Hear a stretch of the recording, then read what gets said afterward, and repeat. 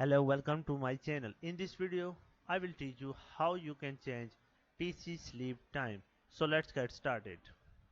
Click on start icon, then click on settings icon, click on system, find out power and sleep and click on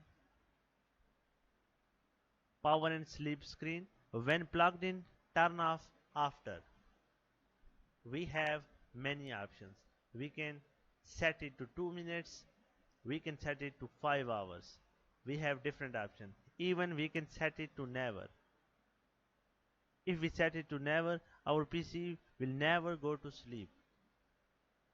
You can change setting to 2 minutes, you can change setting to 4 hours. Thanks for watching my video. Please subscribe to my channel for more interesting videos.